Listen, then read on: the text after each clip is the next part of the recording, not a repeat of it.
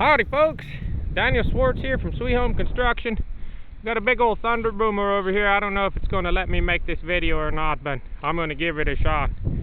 So, I'm going to show you what we've been up to on our little homestead property. Still doesn't look like much, but got a lot of work done. It's just not as visually appealing. You can't see the results of the work nearly so much as when we start building, but this is where the new driveway is going to go. The old driveway, it's centered on the property, but it's not centered on where the buildings are going to be. So it just makes sense to move it. I ran an excavator and buy a new culvert, get that done for not too much money. So coming in the drive here. So if we were coming in this driveway, the new one, we'll start over there. Okie dokie. Right smack dab in the center of a new driveway. You'll be looking right into this driveway, which is going to go back to the house. So over in this corner we got stake and stake. So those two stakes show where we're going to have a storage building, a big garage, whatever, maybe partially a barn. And this is going to go back to, you can see that stack of shoring back there with the white on it and the taller pine tree. And on this side, these two stakes have the same thing. It's going to have another building that's going to go through where the truck is sitting. So let me walk you over. We've done a lot of clearing of brush and trees, and I'm trying to leave, I don't want to be overzealous on clearing out the trees. I'm trying to leave the nicest, straightest trees as I'm clearing out an area, knowing that probably in the future that tree is going to have to come down.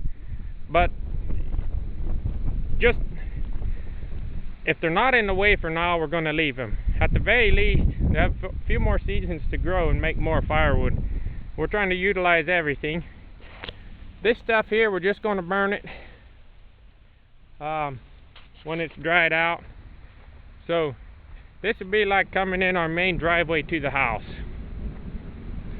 So as you can see these cherries here, fairly straight.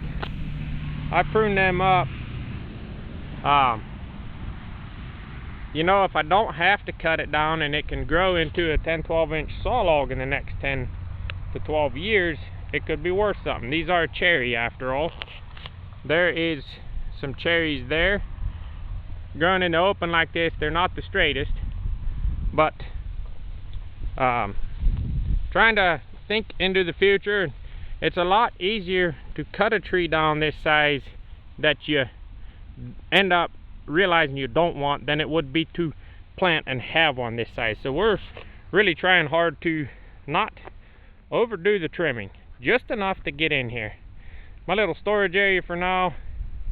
So as we're cutting the trees down, we cut all the firewood size stuff.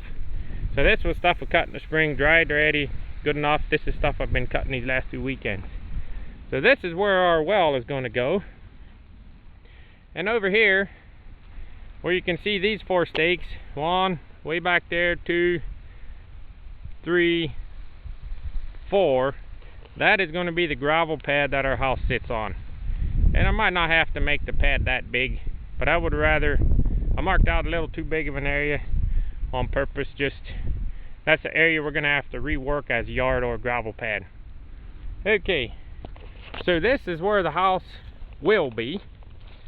I got to come in here with the skid loader, and I want to scoop out all the good topsoil and the stumps, and separate the stumps from the dirt, make a pile of the topsoil, and then after I bring the gravel in, the topsoil will be used to level out the rest of the yard.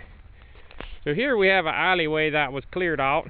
I mean, this was all tight brushy stuff with a lot of trees, small trees like these cherries and some ash trees.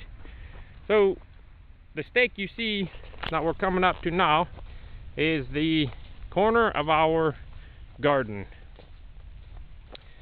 So for now, this garden is 45 by 80, 45 by 100.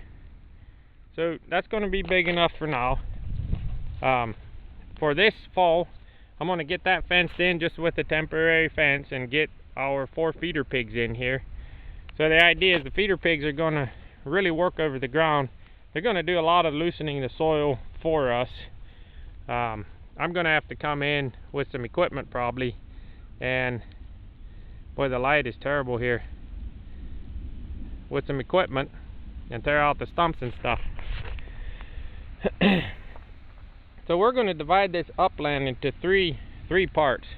So this area out here, that corner we're going to put us a pond in, but this area out here we're going to have one pasture here, and then we're going to have, from where I'm standing to the next little field, that's all going to be yard and house, and to the road it's all going to be parking lot and buildings.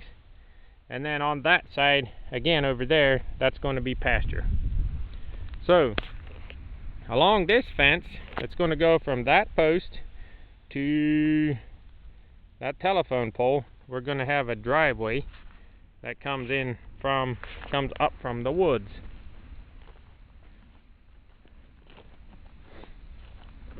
This area here is still full of trees. We're going to trim it out to pretty much all of those are going to go. They're really crooked. They wouldn't make more than maybe future firewood. And that area between these pines and the garden is going to be all yard. So we only want maybe a few, like play yard. We only want a few trees in there possibly. So this group of pine trees here, we have plans to put an outdoor cooking area in for hot water and campfire cooking in the center of these pine trees.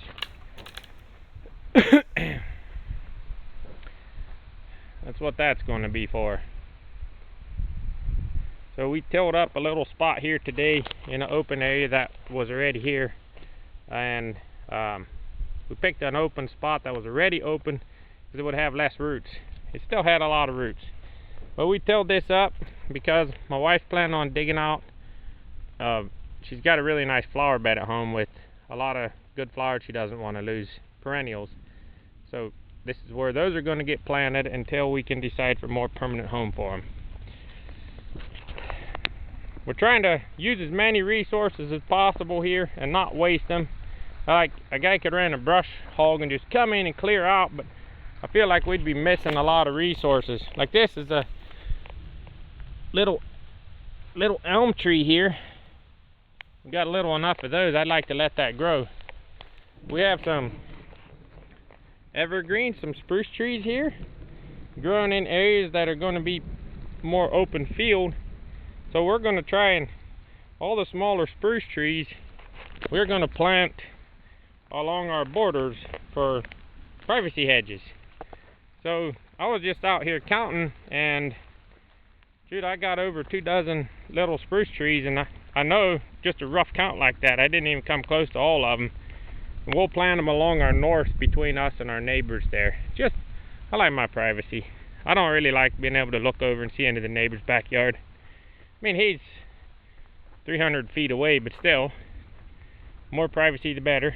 I can run away, run around in my underwear if I want. Don't look like much yet, but slowly getting trimmed up by George. Once we start getting some construction in here, it's going to look a lot different. Getting excited. We'll see y'all.